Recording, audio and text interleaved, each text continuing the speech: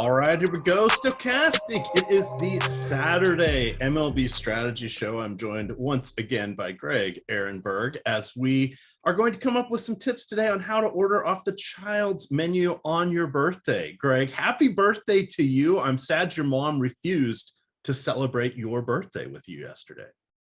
So good times right now because I got my whole family home right now. My sister's staying here. She just came home for a little bit. So been hanging out, having a good time. We've got a big party planned tonight. So I'm looking forward to it. It's going to be good. Yeah. So tell everybody about you tried to do the old birthday wrangling.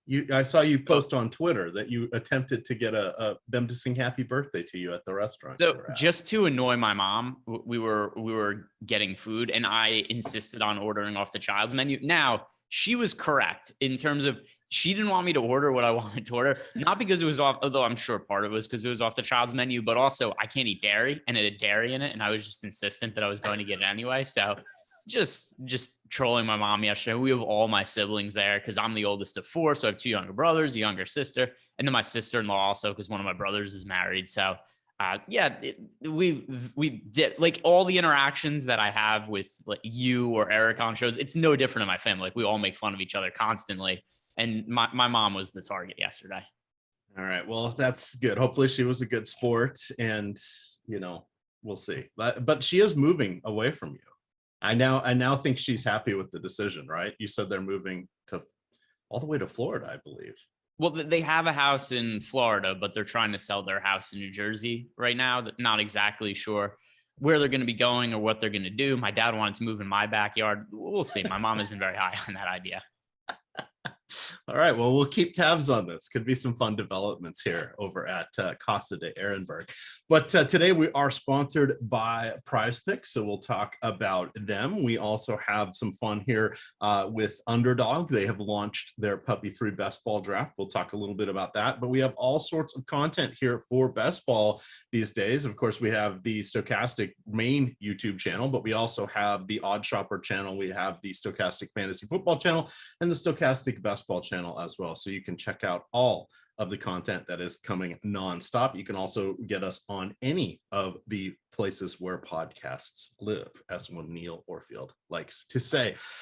Let's jump on into the games here, Greg. We've got 10 games on our main slate. That's the evening slate. Not too many late games, couple double headers today as well. But wall-to-wall baseball, we've got 3 games at 1 o'clock, another couple in the later afternoon. We'll hit on those at the end of the show, but we'll jump off here with the Chicago White Sox, who are in Texas, taking on the Rangers. The roof will be closed in Arlington. You have Michael Kopech going against Dane Dunning. Kopech came up with a lot of fanfare, has it's taking a while for him to get his sea legs. I'm not really interested in him. I have been heavy on the White Sox in their last few matchups.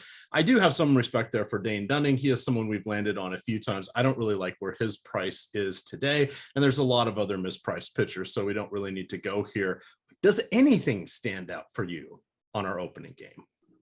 Yeah, so one thing I will point out, the pitching options are really not great today in terms of quality of pitchers. We've got, Carlos Rodon is by far the best pitching option on the slate, so he's going to be in a massive amount of lineups, kind of similar to Robbie Ray from yesterday, although Rodon's a much better pitcher than Ray. But beyond that, we've got George Kirby chalk. You remember the last George Kirby chalk slate? Oh boy, that go poorly. He pitched against the Orioles. He'd given up like 3 homers by the time of the second inning. Then we've got Aaron Ashby as chalk. Nick Lodolo is somewhat popular. And then other than that, it's just really spread out at pitcher. It's hard to find great pitching options, which has kind of been the case with the last couple of slates. Something else I was thinking about as I was looking through some of the pitchers and the lack of options is a lot of time this happens due to injuries at this point in the season. Have you noticed there's been like no injuries in baseball at all this year? You mean like in game or to pitchers? No, just like in general, like significant injuries. Mike Trout's been banged up a little bit, but for the most part, the best players, in particular, the best pitchers, have stayed healthy this year. We normally have a lot of high-end pitchers that are banged up at this point of the season. Like DeGrom got hurt before the year, but he's back now. Right. So and same thing with Scherzer, he was early on in the season. So you're right. I wouldn't really count those guys. And then a couple, there really haven't been. Usually at some point we were hearing about somebody getting Tommy John surgery. I guess Mackenzie Gore maybe, but who knows? They're treating him with kid gloves now that he's with the Nationals. But yeah, you're right. Excellent point there, Craig. Yeah, and so people are saying like, oh, this guy missed some time here and there. Not really though. Like like what pitchers this year? Significant name pitchers have had to have Tommy John surgery this season. It's off the top of my head, it's 0, and there's usually a handful at this point of the year. So really from that standpoint, I do think there's been less injuries this year than in most other seasons. To get back to your point about this game where we have the White Sox and the Rangers, Michael Kopech has been a type of pitcher that I haven't really rostered much this year, nor have I stacked against him. Considering how weak the pitching options are, I think he's playable at 7,500, decent enough matchup against the Texas Rangers, only projected for 4% ownership. What's the difference in range of outcomes between, say, Michael Kopech and like George Kirby? Is it really that great? George Kirby is a better matchup, but he's 5x the ownership. Kirby's also been really inconsistent this year. Just in the interest of trying to find some pitchers that are low owned that I think have some semblance of upside. Kopech hasn't had the strikeouts we would have expected this year, but it's not like he's been terrible. He's just been worse than expected. And he still has a 3.12 ERA, a 3.97 expected ERA. So I think he's playable relative to this slate as an SP2 on DK. I think that's fair. I wanted to call up and FanGraphs. Come on, buddy. Come on, little hamsters running in the wheel there. Let's get going here. So I thought, if I remember correctly, Texas was like a top 10 team against righties. And I must have been misremembering. They're a little above league average. They're a 102 WRC plus for the season. Yeah. So, okay. I think fair. These guys are probably 10%ers, right? You set your 10% cap, and then if you get some, you don't worry about it, but you definitely don't want more than 10%. I think that's a good way to look at that. But by the way, if you have 10% Michael Kopech, you've got like 2.5x the field of them. I was told there would be no math today, Greg. Yeah, well, once you bring 10% of the mix, you've already introduced the math element, EMac. Point taken. All right. On to our next game. In terms of offenses in this game, White Sox and Rangers, the White Sox are actually one of the most positively leveraged teams we have in the top stacks tool, not because the spot against Dane Dunning is an exceptional one, but this is expected to be one of the lowest owned offenses on the slate. We only have them projected for 1.4% ownership. So that makes them the 3rd lowest owned offense on the slate. But we have them with the 4th highest top stack odds. So in terms of contrarian teams, if I'm looking to get to a totally unowned offense, I do think the White Sox are the most appealing at really low ownership. And then I actually think that Kopech is probably the most appealing unowned pitcher right now.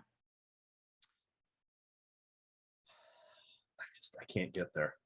There. Yeah, they haven't been great, but it's if you play, are they going to be the highest scoring team more than 1% of the time? Yeah, most likely. I think so. All right. Now, can we talk about Carlos Rodon? Yeah, play him.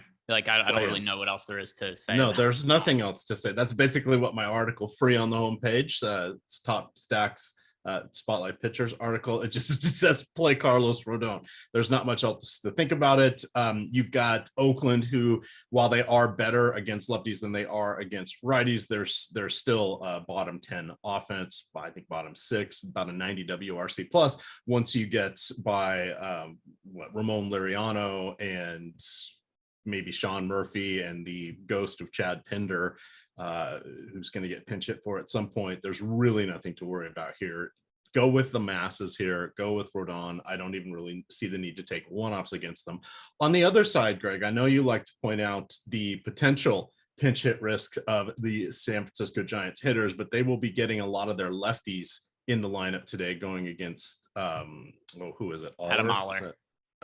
Just not a good pitcher, that Adam Oller kid. But what do you like here from the Giants? I'm assuming their offense is going to be on your short list today. Once it is really hard to use them a whole bunch in stacks, just because you get into even the 4th, 5th inning, and you're starting to get players from their starting lineup coming out. So they're going to be really popular today, but we have them as the top value stack by a very, very wide margin today. So the Giants, we have them with an 8% ownership share. So they are a little bit over-owned in terms of their top stack odds. But if you're looking to use some of these bats as one-offs, Adam Oller is a 7.68 ERA, a 6.56 expected ERA. And this is a very, very cheap Giants offense. So once again, we have them with a 27.6% top value stack odds over on DK. And the next highest team is Boston at 11.3. So just a massive gap in terms of points per dollar, the expectations for the Giants compared to everybody else. And then over on FanDuel, where the pricing is a little more reasonable, they still have a 17.5% chance to be the top value stack on the slate, which is the best by a really wide margin. Here's the rub, though, EMac. What do we need savings for our stack? Like, what are we going to do with it? The number 2 pitcher in our top pitchers pool is George Kirby today. Like, I just don't think spending down at offense is all that necessary today. So some Giants is one-offs, maybe like Jock Peterson or other guys that are really cheap with home run upside. But I don't know if there's that much of a need to make 5-man stacks because the main appeal is the value, and there's nothing to pay up for. I am it's just now registering for me. Why does DraftKings pricing look like FanDuel pricing for this game for the hitters? Yeah, they're very, very cheap. So there's a couple of reasons. Number one, the Giants offense hasn't been great lately, but also the pricing is going to be very much based on some recent performances from players. Right. And the Giants have been pinch hitting so aggressively that, how do you look at the overall output for somebody over the last week? And the pricing algorithm is just not going to spit out high prices when it's like these guys are getting 2 plate appearances every game. Yeah, but $3,000 for Brandon Belt. That is just wild. But to your point, the Athletics did not play yesterday. They have 3 lefties in their bullpen. So there is a decent chance they will put some lefties in the game at some point just to mess with the Giants and get them to pull their players. So that's something that we always want to kind of look at when the Giants are going to be lining up to face a bunch of right-handed relievers out of the bullpen. Then there's a good chance you won't see as many pinch hitting appearances. You'll still see some because their managers cannot keep his hands off the lineup card. But this does seem like a very risky spot when you consider there's 3 fresh left-handed arms available today. To anything else from this game other than it's going to be a 4:00 local start? No, just keep an eye on the status of Jock Peterson. He's been out with a concussion. He is eligible to return today, but it's unknown if he's actually going to be in the lineup. Other than that, our current projected lineup for the Giants is a lot of lefties at the top. Tommy La Stella, Luis Gonzalez, Mike Yastrzemski, Brandon Belt, all left-hand hitters, and unfortunately, all guys that are pretty high pinch hit risk. So just keep an eye on who's in and out for the Giants in their lineup. All righty. Let's continue on here, and then we'll talk some fun about underdog best ball drafting. But let's get into an exciting game here. I see Stephen Leibowitz in the chat, so I must wish him a happy Nathan Eovaldi day today. Eovaldi, that fastball not looking so fast recently, Greg. Looks like he could be hittable, maybe a little tired arm syndrome. On the other side, you have Daniel Lynch, who is no stranger to allowing right-handed power. JD Martinez feels like a player that we have not talked a lot about this season. He's just 3,900 on DraftKings. I think he is lining up to be an excellent option in one of our 3 outfield spots. There is a dearth of pitching, as you've mentioned. Do either of these guys make your short list, or now I can see where you'd rather have Kopech and Dunning looking at these 2 chuckleheads? Yeah. So Nathan Eovaldi, I guess you could take a shot on him just because he does have a track record of being a good starting pitcher. He has, at least in the last couple of years, worked deep into games. And then also he's got a great matchup against the Royals. So we've got Eovaldi is priced down to $7,300 on DK. On FanDuel, he's now been priced down to $8,300. He is about 6% owned on both sites. So if I'm just looking to be contrarian at pitcher, the 2 guys on the cheap end that I do think make some semblance of sense are Eovaldi and Kopech. I just can't get behind any other contrarian or cheap pitching option. Those are the only 2 that stand out to me. So from that standpoint, yeah, I think we can get to Eovaldi. His numbers are not terrible this year. They have been lately, but 4.11 ERA, 4.19 expected ERA. He's striking out 23% of the hitters he faces.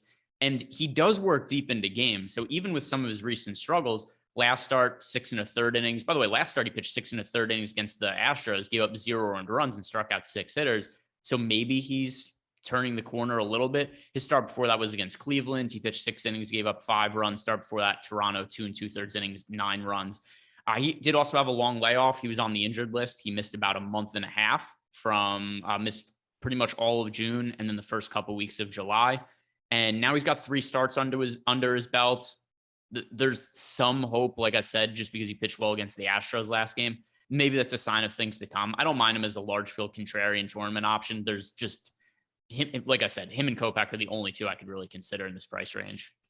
All right. How do you feel about stacking either of these offenses? Boston, reasonable option here. God, I wish Bobby Dahlbeck was having a better season. Do you think they'll end up putting Hosmer in over Dahlbeck, even though it's lefty-lefty today?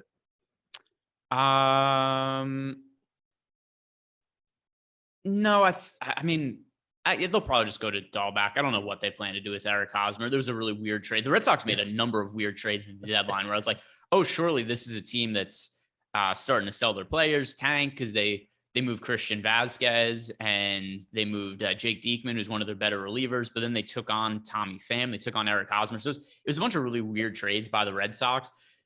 In terms of their top stack odds, they're the highest on the slate, but it's a team to be underweight to, in my opinion, just because they are so popular. We have them projected for about 14% ownership on DK. So a little more than I would like to have them. I prefer to be like 6-7% of the Red Sox or so. And then they're projected for 15% ownership over on FanDuel. So it's a good spot for them against Daniel Lynch. It's just too much of the field going there. And there are some other teams for less ownership that I think have close to comparable top stack odds. All right. Anything you want to call it in particular with the Royals? No, it's going to be really hard for me to get behind this offense. No more Benintendi, no more Whit Merrifield.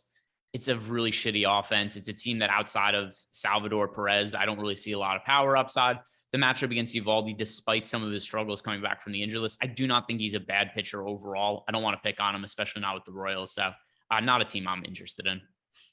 All right. Also, by the way, very popular today, right now, the Royals. That makes sense. All right, let's look a little bit here at some fun. Speaking of fun, best ball drafts. That is the way to do it. Best part of the draft, drafting, and then no waiver claims. Waiver claims are forever. Now that there's 18 weeks in the season, I don't like waiver claims at all. It takes way too much time. So I like doing best ball drafts. We can do that over at Underdog. They have launched the Puppy 3 best ball draft. You'll want to jump in there because these contests are filling fast. What can we do to help you? Well, we are offering access to our best ball draft kit for just $1. That offer is good through through this upcoming Tuesday, but you will get just $1 for the draft kit, for the best ball draft kit, using the promo code PUPPY3 at checkout. So definitely give that a look-see there. It's going to be a lot of fun. You're going to get preseason projection updates, etc. So enjoy looking at the best ball drafting. I will be starting my best ball drafting this weekend. Looking forward to it. There are quite a few sites that are doing it. I like Underdog.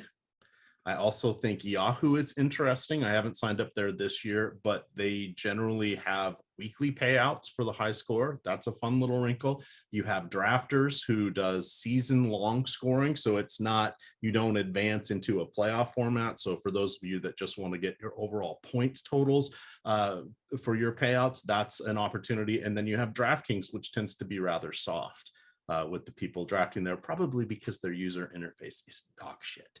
But that is neither here nor there. Our next game, Greg, now that I've besmirched the name of DraftKings, we have the Atlanta Braves at the New York Mets. This is game 2 of a doubleheader. We have 2 doubleheaders today. The other one is the Angels and Seattle. The pitching for Seattle, depending on what site you're looking at, we don't know who the pitcher is going to be in either game. George Kirby and Chris Flexen are pitching today. It seems like even this morning, different sites were flip-flopping what they were calling out there. So just obviously we'll want to keep tabs on that. But we do know it seems all but assured that Max Fried and Max Scherzer will be squaring off here. How would you like to approach the battle of the Maxes? Are they pitching? Oh, so they're on. I thought they were pitching on the early. All right, so we have these pitchers. We actually have these pitchers missing from the top pitchers tool right now. Let me check this out. I'm going to the probable. I usually say the probable pitchers page on MLB.com is usually where I default to. And they have Detmers and Flexen in the late game, and they have for the Mariners and Angels, and they have Fried and Scherzer at the 7th for the 7 o'clock game. Okay. So in the morning they have Odorizzi. Oh, this is a 1 o'clock game, so we should know that it's Odorizzi and David Peterson. Yeah. Okay, so let me. But yes, here we are 5 months into baseball and doubleheaders, still screwing everybody up. Yeah. A tradition like no other. All right, I'm sending a note that they're missing from the top pitchers tool. So we'll get those added in. But in terms of the pitchers for this slate, Max Scherzer is going to become popular. Despite the tough matchup, he's going to be popular just because the pitching options are so limited today. It's going to be a little bit hard for me to get behind Max Fried just because the matchup against the Mets is difficult, and he doesn't offer the same kind of strikeout upside that Scherzer does. 23.1% K rate for Fried, 31.4% for Scherzer. Scherzer's also overall been really solid this year, 3.15 expected ERA. Fried is actually one of the Sandy Alcantara is the prohibitive favorite to win the NL Cy Young Award, but Fried does have the third best odds right now. It is Alcantara 1, Corbin Burns 2, Fried 3. But I'm not going to want to roster the Mets at all against Fried. As far as Scherzer goes, I feel like I'm just kind of going to be forced to play him against the Braves because the other options that we right now have picking up ownership on the slate behind Rodon, it's Kirby and Ashby, and that's kind of it. And once the top pitchers tool gets updated and includes Scherzer and Fried, I'm almost positive they're going to be second and third in terms of top pitcher odds. All right. While you're finishing up that note, we got a super chat here from Fanatic. Says, hey, you guys do a great job every weekend. Thank you, Fanatic. We appreciate that. He's looking for the best mid-range pitcher on FanDuel tonight. So fortunately, we do have a little slate toggle on our projections. So this is a little bit more helpful in looking at things. So I'm filtering on this. If I was going, I would do whatever it took to get the 10,600 on Carlos Rodon. If you are looking to be a little bit different, then I think by going down $1,000 or $2,400, you could go to Nick Lodolo or Aaron Ashby. Those are the next two choices I have. They're scoring off against each other. We'll talk about them in greater detail, but as you're kind of building a placeholder lineup, those would be the two I would look at in the non-Carlos Rodon category on FanDuel, the one pitcher site. Yeah. So what was the question though? Best mid-range pitcher on FanDuel. All right. So best mid-range pitcher on FanDuel. What do we consider in the mid-range? I was thinking $8,000 to $9,000. If we look at Rodon and Scherzer, who are in the 5 figures, that's kind of so the options in the 8 to 9K range. It's Ashby, Nathan Eovaldi, Michael Kopech, Jordan Montgomery. Of those guys, I think it's pretty clearly Aaron Ashby. He's shown strikeout upside. He's pitching against the Reds. It's a favorable matchup. There's been a little bit of inconsistency here and there from Aaron Ashby, but once again, it's the mid-range. We're comparing him to the other options, and I think he's pretty clearly the best play in that price range. So Aaron Ashby is going to be the option for me. All right. Actually, let's finish up this game and then we'll circle back to the Mets game. So a couple other things I wanted to point out with Ashby. So he's been absolutely stellar in his sophomore campaign, 98 strikeouts in 80 2/3 innings. Since converting fully to a starter, he has 64 strikeouts in 52 innings across 11 appearances. One of those was a one inning appearance. I think it was just a throwing day, or I can't remember, or a comebacker came off his leg. I forget which, but he's fully stretched out and ready to go. He's someone I think that lines up very nicely going against the Reds. 8,000 on DK, 8,400 on FanDuel. He would be the guy I would look to. On the other side, you have Nick Lodolo, another left-handed youngster who has been absolutely phenomenal. I happen to have both of these on my dynasty team that I'm playing in that league with Terry. Yeah, look at that. So not too shabby. But those guys would be my high upside plays. When you're looking at the hitters, Cincinnati's going to go mostly right-handed, with the exception of Joey Votto. I think you can pick guys here and there. Ashby does give up a little bit of power because he challenges so many hitters, but his strikeouts more than make up for it. I could see doing a stack against Lodolo, because when things go sideways for him, they've gone sideways in a hurry, which we see all the time with young lefties.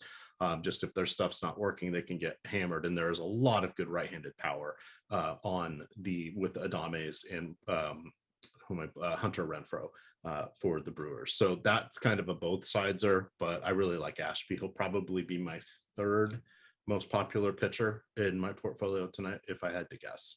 Rodon will be one, and then I'm expecting one of the Maxes will be up there as well. Would you like to go back to the battle of the Maxes? Yeah. So the top pitchers tool is going to be updated after the first Mets game start, just a date error with it being a doubleheader. But in terms of current projected ownership, we actually do have Scherzer projected for more ownership than Rodon right now. A little surprising, 47% for Scherzer. That'll get added to the top pitchers tool later. Max Fried projected for just 4% ownership. Still going to be hard for me to get to him against the Mets. But considering the ownership we now have on Scherzer, I can't believe he's more popular than Rodon. I would much rather play Rodon against the A's than Scherzer against the Braves. Not to say that Scherzer's a pitcher to fade outright, but I'm probably going to be shorting that ownership and be overweight to Rodon and feel pretty good about it. Yeah, I didn't think it was going to be that high. Things will settle out throughout the day as we tweak and hone in on a few other variables here that may not be accounted for in that first pass, which is why you want to jump in and get the Osmo Premium packages, the Stokastic Premium packages, because then you can look at this at any time and not have to worry about a show and hoping we give out little crumbs of advice. No real need to go to the hitters in this one. This one is going to have under a 7 implied run total here. It looks like it's sitting right around 6.5 right now. So that is kind of interesting. But aside from the pitchers here, I don't see any reason to go to the hitters. There's too many other options to pick on. And even from a leverage standpoint, if these guys give up a home run or two, they're not going to get totally destroyed. The other thing that's going to be a variable is you may not get exactly all the hitters you want because it is a doubleheader today for both teams. So we'll have to see what happens from that regard. 4 games in the books. You ready for game number 5? Let's do it. The midway point. We have Mitch White. Wait, he's with Toronto? Why, yes, he is. The Dodgers dealt him at the deadline. He's going against Dylan Bundy. Dylan Bundy has been, after a phenomenal April, he has looked like garbage, Greg. It has not been good for more or less the last 2 months for him. He has, let me see here, started out April with the 3-1 record, 2.95 ERA of strikeout per inning.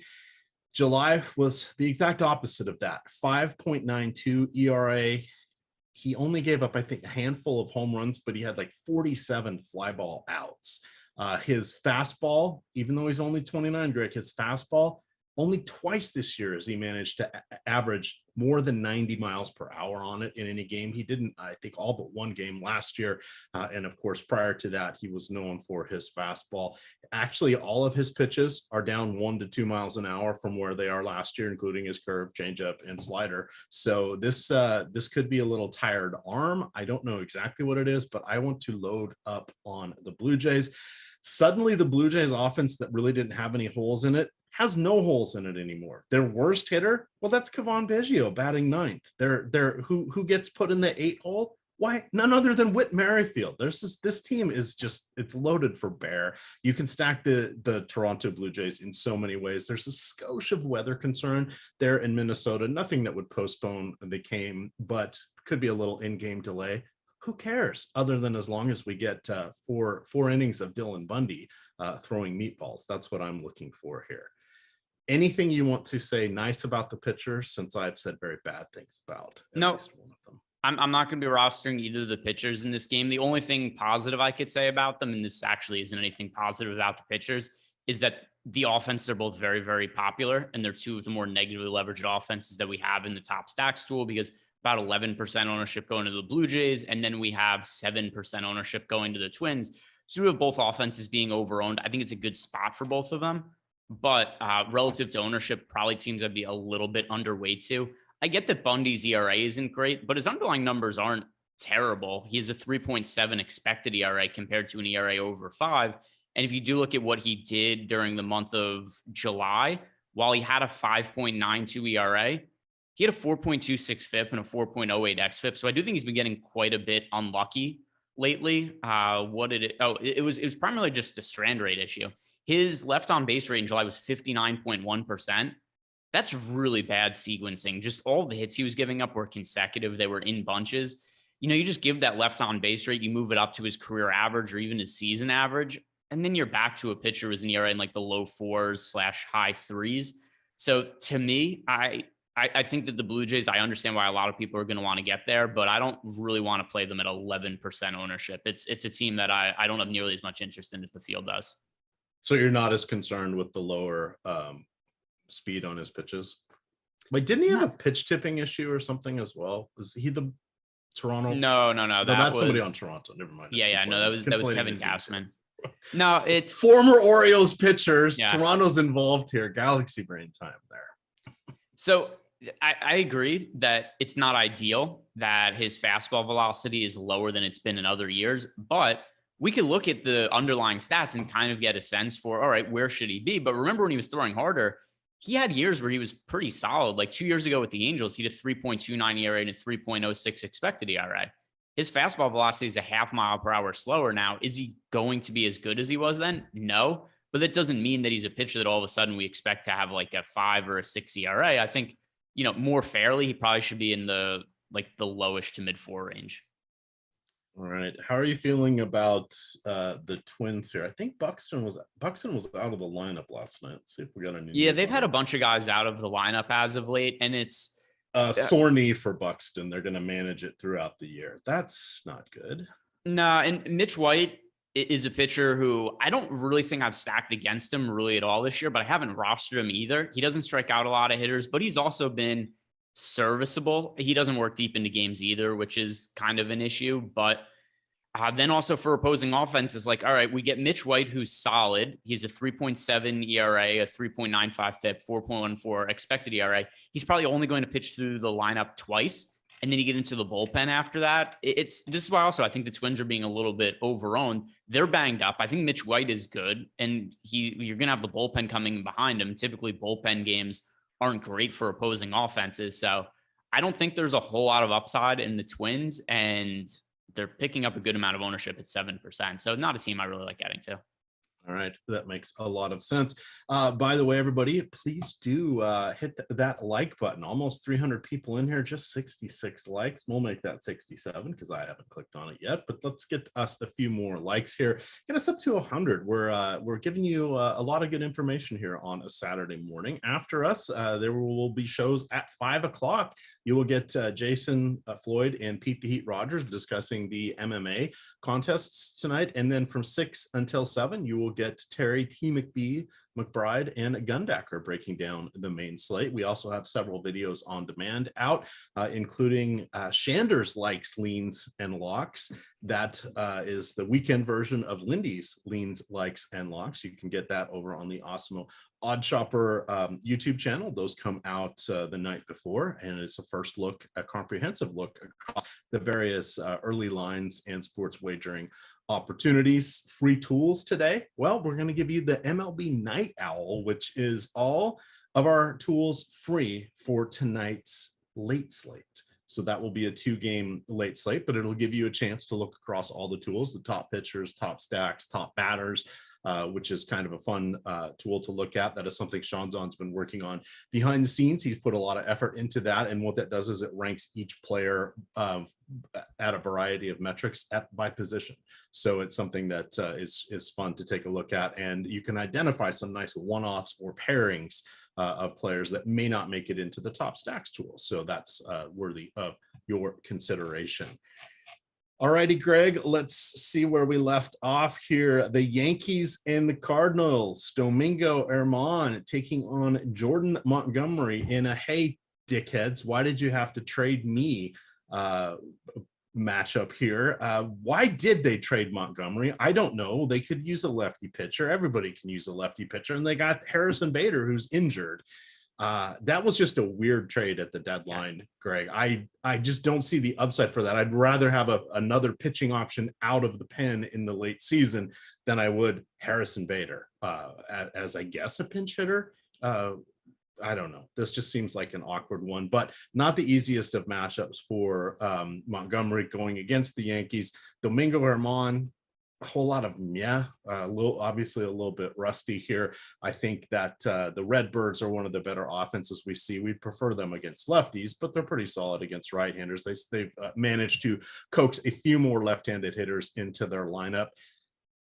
Where do you rank these guys? And I can see exactly how you're getting to Kopech and Dunning. How do you compare these two guys to Kopech and Dunning? Because as I'm looking at it, I now like Kopech and Dunning more than I like these guys. Darn you, Craig! You're gonna make me convince myself that I should have listened to you in the first place. Yeah, and I don't feel good about rostering somebody like Michael Kopech or Nathan Eovaldi today. Just where else are we going in the mid-range and not rostering a pitcher that's really popular? I don't want to roster Domingo Germán against the Cardinals or Jordan Montgomery against the Yankees. So when it comes to Domingo Germán, he's sucked this year, right? We haven't seen him pitch all that much, but what we have seen, the strikeouts aren't there, 15.9%. He has a 6.36 expected ERA. And then also when he pitched in the minor leagues, he didn't give up runs, but he pitched, it was 21 innings and the 11 strikeouts. So that's all really concerning stuff. And then he's also facing a Cardinals team that just doesn't swing and miss really at all. So I have no interest in Domingo Germán. I like the Cardinals as a contrarian stack. As for Jordan Montgomery, he's been decent this year pitching for the Yankees, 20.7% K rate, 4.11 expected ERA, but we don't want to roster pitchers going up against the Yankees. So I don't want to play either of these pitchers. The offenses, neither one of the offenses are picking up ownership. You could make a case for using both of them in large field tournaments, just from the standpoint of the Yankees have a really good offense. The Cardinals, I think, have a really good matchup against Germán. If I had to roster one of them, I'm a little more inclined to play the Cardinals against Germán, but neither of the offenses are priorities. If you're hand building lineups, building like 3-10 lineups, I wouldn't play either of them. Over the course of 150 lineups, I think both these offenses warrant more than the 2% ownership that they are currently projected for. But overall, I think this is a fairly unappealing game. All right, let's move on. Actually, we'd already talked about the Reds and Brewers game. We kind of jumped ahead for that one. Just a quick recap on that. We like both of the young lefties here. Strikeout upside, decent mid-range pitchers. Aaron Ashby a little bit better than Lodolo, also has a little bit better matchup, but you can feather them both in. Do not be afraid to take a few of the righties going against Lodolo, though, because he does tend to have a more home run issues than Ashby. Antonio Senzatella, Merrill Kelly. We are moving on to the game in Arizona. The roof will be closed at Chase Field today. We have, let's see, a 3.5 implied run total here for the Rockies going against Merrill Kelly, who is a good real-life pitcher, just doesn't get enough strikeouts to make us excited for him. On the fantasy sites, Antonio Senzatella, whole lot of I don't know that that's enough to get me over to Arizona. This is the lonely 8 o'clock game, so really no late game late slate considerations here. Feels like this one's just going to be kind of if I get some of these guys in my lineup, okay with the little Merrill Kelly, but nothing exciting here. Yeah, so I mean, I think briefly we should talk on Ashby and Lodolo. Just if people are watching this in an hour or so and they're clicking on the timestamps, the orders, that's good. So in terms of the pitchers, both Lodolo and Ashby, each of them are picking up a little bit of ownership. A lot of strikeout upside, 30.3% for Lodolo, 27.3% for Ashby. So as a result, we currently have Lodolo projected for about 15% ownership, Ashby coming in at 24%.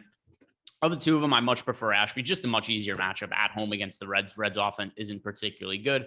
I've been high on Ashby and his strikeout rate. So in the mid-range, per the question we got earlier in Super Chat, somebody asked us who is the best mid-range pitcher on FanDuel. We answered Ashby. I think he's a really strong play on both FanDuel and DK. He's going to be my most rostered pitcher in that price range. He's somewhat popular, but it's 24% isn't all that much of an issue for me on a DK. FanDuel right around 19%. I don't think that's problematic either. Fair enough. Thoughts on that Arizona Rockies game? Yeah. So relative to ownership, I think Arizona's the offense I have the least amount of interest in. Antonio Senzatella is certainly not good, but he's not really a pitcher that gets blown up all that often. He induces a lot of ground balls, and the Diamondbacks don't have a good offense, but they're projected for 9.5% ownership. They're expected to be the third most popular offense on the slate. Hard for me to really get behind that. And it's not because I think Senzatella is great, but once again, it's just because he is able to reduce the amount of upside against him. Like a really common start for Senzatella is get like 6 innings, 3 runs, 6 innings, 4 runs, 7 innings, 3 runs. Not starts you look and be like, oh, look how good this guy was. But also not really starts we want to be picking on him all that often either. He has given up more than 4 runs in a start. Actually hasn't done it since June 1st. It's really consistent, actually, what I said before. Here are the runs that he's allowed in his last handful of starts. 3, 3, 3, 3, 4, 1, 3. Like, it's just the same thing every time. There's safety there. It's going to be, Senzatella's going to go out there. He's going to pitch 5 or 6 innings, give up 3 runs almost every time out. It's not good. You don't want to play him in DFS. But stacking against him usually doesn't yield them any dividends. And this is a very popular Diamondbacks offense that isn't a particularly good offense. So I'm good with just keeping them out of my player pool entirely because of the current ownership we have projected on them. As for the other side, Merrill Kelly isn't a bad contrarian pitching option, although I'd rather just get to Carlos Rodon. We've got Merrill Kelly is 9,000 on ZK. Carlos Rodon is 9,500. And so while Merrill Kelly is only picking up a fraction of the ownership, I'd much rather go to Rodon. Same thing over on FanDuel. Merrill Kelly, $9,800, Rodon, $10,600. I'd rather just find the extra salary to get up to Rodon over Merrill Kelly. I'm not going to stack against him with the Rockies. They're bad away from home. They're bad against right-hand pitching. So no interest in the Rockies, but I don't really have all that much interest in Merrill Kelly at this price point either. All right, 2 games to go. You mentioned finding extra salary. How about finding some extra savings? You can do that by using the promo code MLB Strategy Show. That's all caps, all one word, MLB Strategy Show for 50% off your first week of any weekly package. You only want to do MLB DFS? That's totally fine. Get the MLB weekly package. Or if you want to get the full premium 1-week package, you can get 50% off that as well by using the promo code MLB Strategy Show. And Greg and I do get credit for anybody that signs up with that today, and our name goes on the leaderboard there. And I would like to see, I think I get kind of left out here, Greg. I only get 1 show a week. And also only you're the host, only you go on the leaderboard, not me. So, because I don't host that many strategy shows anymore because I have to record my other content in the morning. So I don't really get, this is all you. You're the man picking up the credit for these. So yeah, so we'll see. So the MLB Strategy Show, again, 50% off any package, any 1-week package. So it's a pretty good deal there. All right, our last 2 games, we'll talk some prize picks. We'll talk the early slates. We've got the San Diego Padres taking on the Los Angeles Dodgers here.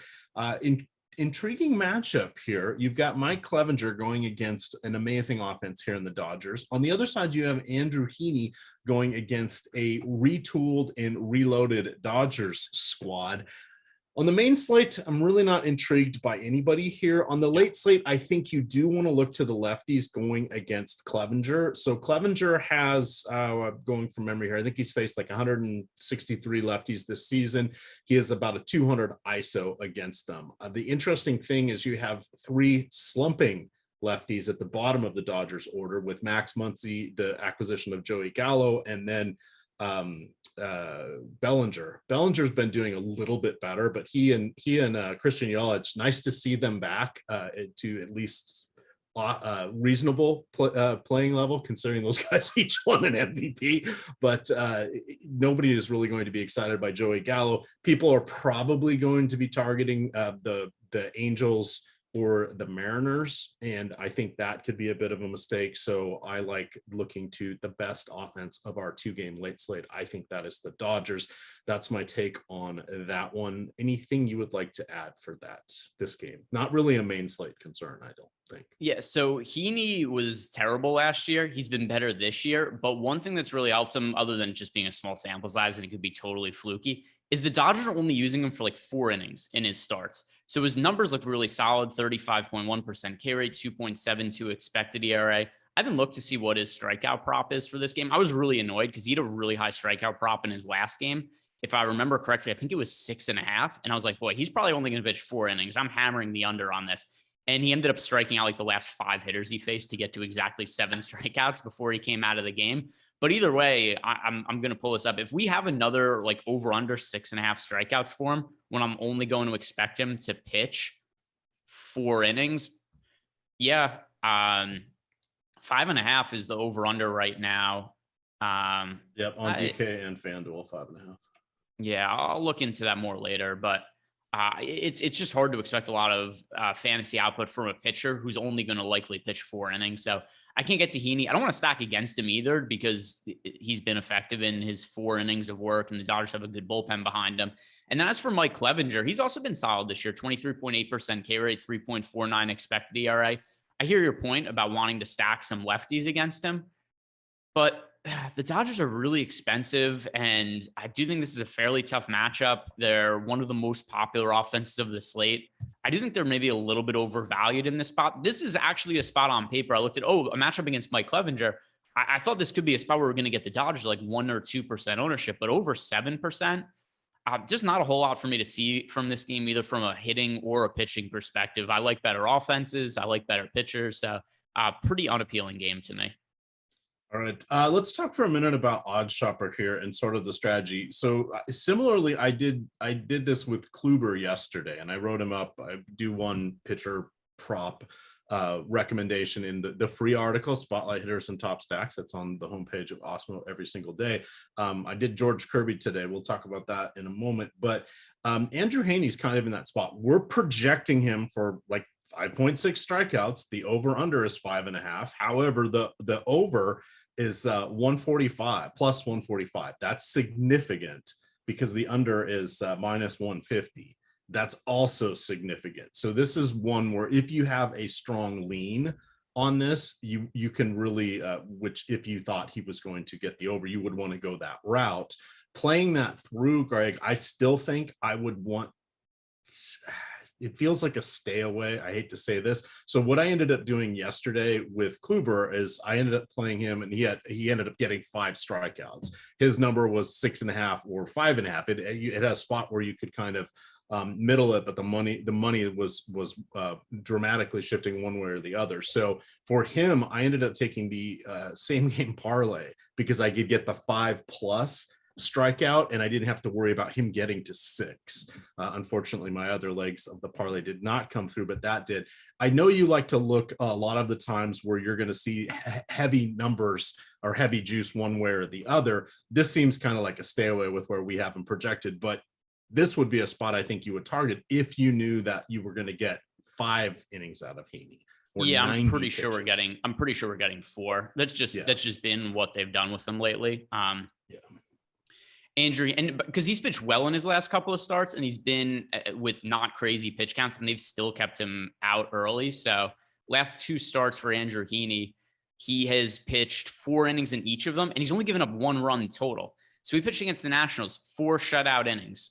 Don't bring him out for the 5th inning. Last time against the Giants, 4 innings, 1 run. Don't bring him out for the 5th inning. I just don't see that being what they want to do with him right now. So I think we're probably seeing 4 innings out of Heaney again. Okay. That makes sense.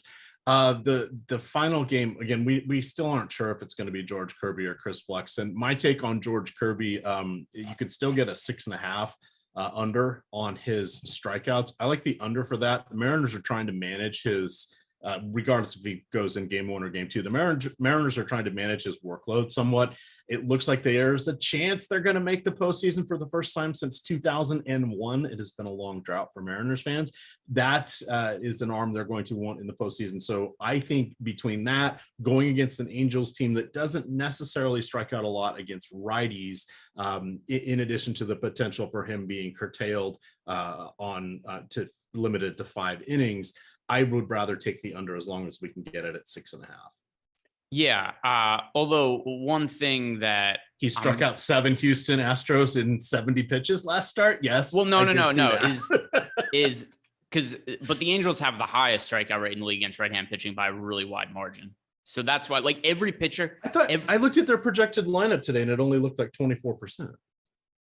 Well, even 24% would be the third highest in baseball, but they're at 26.1% against righties this year, which is the highest. So we've seen now every single game the Angels have against righties, the strikeout props for opposing pitchers are crazy inflated. But we'll have to see. It always gets weird when you get into some of these doubleheader situations and stuff like that in terms of what some of the lineups will look like. But I do agree with you in terms of Kirby's workload. The last 3 starts, 4 innings, 5 innings, 4 1/3 innings. It's not that he's going crazy deep into games. So I'm probably going to be shorting him for DFS purposes. And I'm looking at the under from a sports bet angle as well, because he's got all the talent in the world. You watch him pitch and the stuff is ridiculously good, but if we're only going to get 4 or 5 innings out of him, it's hard to reliably expect him to strike out all that many hitters. So I do think he's going a little bit over-owned in DFS, especially considering how inconsistent he's been. And I don't have interest in the Angels against him because that offense has been terrible, but I'm probably going to be shorting Kirby in this spot. All right. And on Prize Picks right now, he's at 6. So I still think the under is okay there as well. Final game here. It looks like it is going to be Reed Detmer, who has found strikeouts, Greg. He had that the no-hitter already this year with 1 or 2 strikeouts in that game. And then he had a trip down. I believe he went back and pitched for, I think it was the Sacramento. Was it Sacramento or was it Salt Lake? I can't remember now if it might have been the Salt Lake City Bees, but since he's come back up, he's just striking everybody out. Looks very good. This is a tough Mariners squad here, but I think he should be on the short list of our pitchers. I think tonight's game, I'm seeing more sites now listing Chris Flexen as the starter here, including the MLB probable pitchers page. So assuming it's Flexen, you're not going to want to roster him. He doesn't give up a ton of power. He tries to induce a lot of weak contact or poorly hit balls. And this is an Angels lineup that's kind of, not that great without Trout, Rendon, etc. here. So if it was Kirby, as you mentioned, a little too much popularity there. Not enough bang for our buck. If it's going to be Chris Flexen, I can't come up with any redeeming reasons to take him other than on the 2-game DraftKings late slate. You got to play 2 of the 4 pitchers. Yeah. So Reed Detmer, as you pointed out, his strikeout numbers have been much better since he went down to the minor leagues. It was crazy because he was somebody I bet the under for a strikeouts prop in each of his first 8 or 9 starts of the season. I forget how many it was, and it was like free money. Because his strikeout prop was always 4.5, and he would strike out 2 or 3 hitters every start. He had a no-hitter earlier in the year, and I think he struck out 2 hitters in that. Let me pull up that. Yeah, it was 1 or 2. It was like 1 or 2 walks and 1 or 2 hits. So it was he pitched a no-hitter. I had the under for his strikeouts in that game, and it won easily because he just was not generating swing and misses. And so what was happening was he then started to struggle. It caught up to him. He wasn't generating strikeouts. He's letting the balls get put on play against him. And the BABIP started to catch up to him after some good BABIP luck early in the year. And they just had to send him down to the minor leagues. He has this minor league start. He strikes out a dozen hitters or 13 hitters or something like that. They call him back up, and all of a sudden Reed Detmer is a strikeout pitcher. So this came out of nowhere. I don't want to play him when he's priced up on DraftKings and FanDuel, but I'm not really dying to stack against him either. There's other pitchers I would rather play. As far as Chris Flexen goes, I can't play Flexen in DFS. He just hasn't been good enough, but also I don't want to stack the Angels offense. So nothing really stands out in this late game. All right, let's talk a little Prize Picks. We'll do a quick run through the early game. Reminder on Prize Picks, if you use the promo code AWESOMO, I believe it still is, you will get a deposit match up to $100. That's pretty good. Those funds come out of your account first. Prize Picks is a fantasy game based on player props. You can get all sorts of fun props here. You can get cross-sport props. They have e-sport props, WNBA. We get no runs first inning, yes runs first inning, team home runs, etc. There's all sorts of ways to do this. They don't have the team home run players listed yet, but pretty much the teams you're going to want to stack. you should look and see if you can get them for a home run. Last night, for some inexplicable reason, they had 4 New York Mets that you could pick. And if any one of them got a home run against Ian Anderson, you would win that wager. Eric Lindquist has done an excellent job of explaining why you want to pick, if you pick 2 of those home run props and then take one of those hitters from that trio, either their fantasy points over or their total bases over, or even runs or RBI over, you can get some synergy within these wagers. And mathematically, you want to do the 4 question card for 10x. I actually hit, I did 2 last night. I hit one of them. Let's see what I did here. I have Rhys Hoskins, Schwarber, and Alec Boehm for a home run. I think they all got home runs. Alonso, Lindor, Vogelbach, and McNeil for home runs. I think it was McNeil that got one late for me there. I had the Francisco Lindor over fantasy points and Kyle Schwarber over fantasy points. So that was $10 into 100. Fun way to go.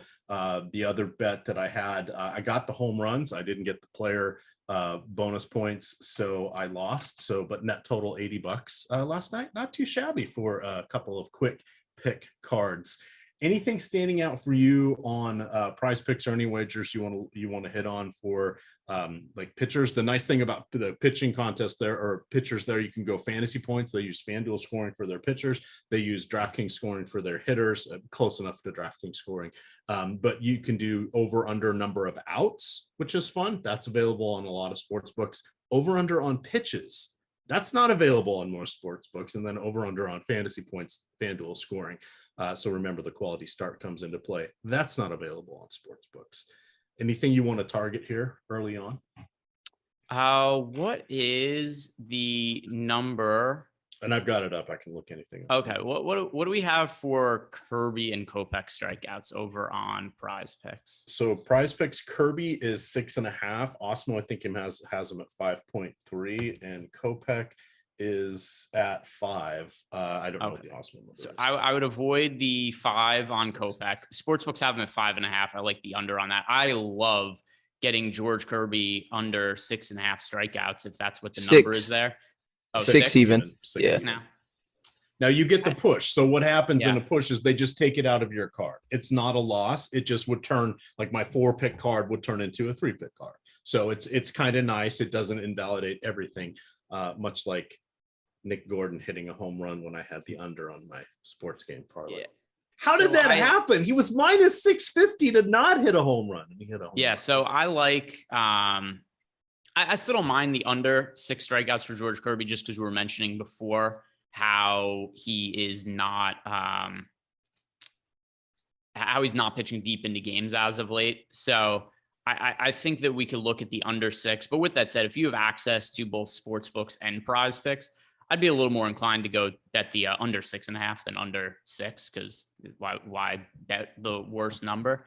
What do we have for some of the other props over at Prize Picks relative to? Is there an Austin Voth number? A lot of times they don't put bad. Yeah, there actually is. 4.5 strikeouts, 5 hits allowed, 1.5 walks allowed. They usually, on bad pitchers, they usually don't put up fantasy under strikeouts for Voth. That's the number 1 bet that we have over on Odd Shopper for pitcher props today. And I mean, Voth, like you mentioned, you were surprised they had him because he's not good. I get it. It's a decent matchup against the Pittsburgh Pirates. But Austin Voth's numbers this year: 5.54 ERA, 4.45 expected ERA, only a 21.5% K rate. So I think it makes sense to take the under there with Austin Voth. He has hit the over in that mark twice the entire season. So I'm good with the under.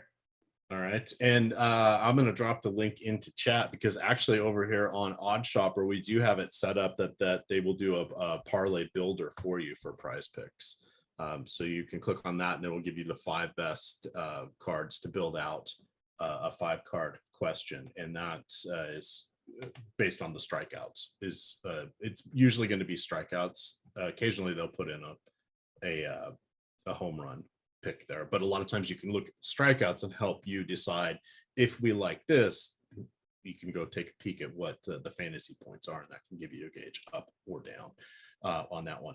All right, quickly going through, because we're at the top of the hour here, quickly going through our earlier slates. There's a 3-game 1 o'clock slate. We get game 1 of Atlanta and the Mets, as well as game one of the Angels and Mariners. It does look like it's going to be Jaime Barria and George Kirby for the Mariners, Jake Odorizzi and David Peterson for the Mets and Braves, respectively. Pablo Lopez going into Chicago, taking on the Cubbies. That is the pitcher you want to go with. Who would you take as a second pitcher today with Lopez, Smiley, Kirby, Barria, Odorizzi, and Peterson? Yeah. Oh, man. I mean, I guess David Peterson, well, it's hard because you say Peterson, but then you look at that the slate Braves offense. For starters, 3-game slate sucks. Pablo Lopez is the one I feel best about. And kind of, so we got 3 guys picking up comparable ownership: Smiley, Lopez, Peterson, all just under 40%. But Peterson's pitched well this year. The Braves strike out a bunch against lefties. So I'll say it depends what stack you have. I'm fine with either Smiley or Peterson being the other secondary pitch options, but Pablo Lopez is clearly the number one priority of all of the pitchers who are popular on the early slate. So, we do have the confirmed lineup there. So Robbie Grossman and Orlando Arcia are in the back half there. So not exactly the most threatening of hitters. Man, if they get Ozzie Albies back, they're going to be in an amazing lineup. So that's kind of the early slate here. You would, I guess, look toward the Mariners going against Jaime Barria. Barria's a tough one to understand. He has started off his career with some reverse splits, meaning he gave up more power to righties. Doesn't get a ton of strikeouts, but doesn't usually get blown up either. Sometimes it's hard to pick on him. If you had to choose a top offense for this, I guess the Mets going against Odorizzi. Hope his ground balls aren't working. So in terms of current ownership, let's see, where do we have everything at? So there's only one team that's really all that possibly leveraged, and that is the Marlins against Drew Smiley. Although a lot of that does come because they are so cheap. Boy, I hate this slate, like with a passion, as I'm looking through a lot of the numbers. I think you can make a case just for leverage purposes, either the Marlins against Smiley or the Braves against Peterson. I think Braves against Peterson, both sides of that makes sense. Peterson's one of the better pitchers on the slate. The Braves are also one of the best offenses on the slate. There's a lot of firepower there. So I think both sides of that make sense. I guess I'm gravitating towards Braves as a stack, with Smiley and Lopez as a pitcher is my favorite build, but it's a 3-game slate and there's a lot of different directions to go. And we don't have all of the right pitchers in the tools right now, which also kind of makes it hard. All right, let's move on to our 3-game 6 o'clock slate, or the late afternoon slate here. You've got Patrick Corbin going against the Phillies. They're countering with Ranger Suarez. Clearly, we want to look to the Phillies there. You've got Luis H. Garcia going into Cleveland, taking on the Guardians, who are countering with Cal Quantrill, advantage Houston. And then Shane McClanahan has been looking real good, leading the league in WHIP, 4th in ERA. He's going against Detroit. Detroit is at least within hailing distance of league average against lefties. They're abysmal against righties, but I'm not exactly going to be too deterred by the Motor City Kitties. The only thing you want to remember about McClanahan, we are paying apex prices for someone who's probably not going to throw more than 90, 95 pitches or go through the order twice, whichever happens first. So there's a little caveat there. And for Nationals fans, hey, only 2 more years after this one and another $55 million going to Patrick Corbin. Congratulations on that one. Thoughts, anything you want to call out on this slate other than pick everybody against Pat Corbin? Well, the biggest contest is 700 entries in it. It's almost full. So if you guys are really dying to play it, I guess enter your lineups now. Yeah, Patrick Corbin sucks. He's always sensible to stack against. Shane McClanahan's at the top. I do have some concern about him starting to fatigue later on in the season. The Rays have been really cautious with his pitch count in recent starts. There's no real track record of him being this good. Not to say that I wouldn't think that he would be bad going forward, but I mean, he's been a pitcher with a sub-2 ERA for the majority of the season. It finally got over 2 in his last start. But I do have concerns with him now hitting a career high in innings pitched in a season, that he's just going to become less effective going forward. But it's a 3-game slate, and I think he's pretty clearly the top pitching option there. All right, real quick, this one is for Achilles. Says, read me the Miami lineup. So for you, the world, Miguel Rojas, Joey Wendell, Jesus Aguiar, Brian De La Cruz, JJ Bleday, Nicholas Fortes, Charles LeBlanc, Lewin Diaz. Wasn't he part of that? Wasn't that the primary player in the Yelich trade? And Peyton Burdick, who? Yeah, a lot of $2,000 players in this one. That's a creative player, Peyton Burdick. That's a made-up name. That can't. What is his? Was there even a question there? No, he just wanted to hear the Miami Marlins lineup. Oh, okay. There we go. What a team, he says. What a team. I make fun of that, and then I can go look at the Nationals lineup. Yikes. And then my other team, the Mariners, have not made the postseason since 2001. Tyler wasn't even alive in 2001. That's egregious. How old do you think I am, man? Come on. 12? I'm friends with Jay's niece. Oh, Jay Buhner. That's right. I forget your connection to the team. All right. You weren't alive for the refuse to lose team of 1995, however. That was the Jay Buhner heyday. Final thoughts, Greg, as we disappear into the afternoon. No, just like the video, subscribe to the YouTube channel. Check out all the rest of the content that we have today also, because don't forget, we got the MLB live before lock, also MMA live before lock. Pretty shitty MMA slate, but we could put money on it, which always makes anything fun anyway. So go check out all the rest of our content. And then, other than that, I'm going to be hanging out with my family and enjoying the weekend. All right. Excellent. I'm getting my hair cut. Clearly I'm in desperate need of it. It's getting rather long. So that will be my afternoon adventure. But with that, we're going to get on out of here. You can follow Greg on Twitter at Ehrenberg DFS. I am at EMac DFS, and it is Stokastic_COM. With that, hat tip to producer Tyler Zander, who was actually alive in 2001. Good luck, gamers.